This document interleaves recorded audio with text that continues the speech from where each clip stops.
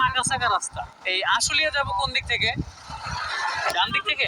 ওকে ধন্যবাদ। মানে কি করবো, এক তো গরম, এর ভিতরে জ্যাম, এর ভিতরে ধুলা, মানে জীবনটা আমার এনি শেষ, যৌবন জীবন সব শেষ হয়ে গেছে। আমি তো কালা মানুষ সাদাই জমাইছি দেখতে ভাই, ওর পিছে থাকলে মুই আরো কালো হয়ে যাবো, এলে কর লগে লগে দৌড়াইতে ধুলাটা একটু কমু।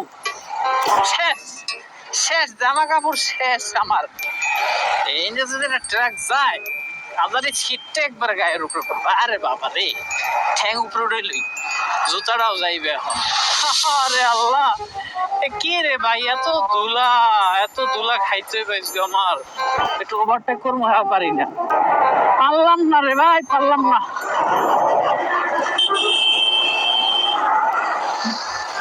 এবার তুই ধুলা খা, আমার এখন খাওয়াইছিস না, তোরা খাও।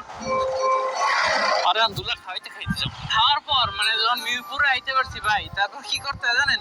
এই যে এমনি ঝাড়া দেওয়া লাগে শরীরটা, এমনি পুরো শরীরটা ঝাড়া লাগে, নাহলে এই ধুল, আরে ধুল ভাই।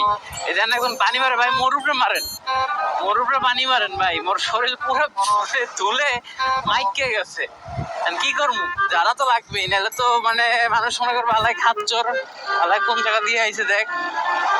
এই জন্য আর কি আমি জানতেছি, যারা দিয়ে মাঝে মাঝে একটু জোরেও টানতে হয়, তাহলে বাতাসে ধুলগুলো উড়ে যাইবে।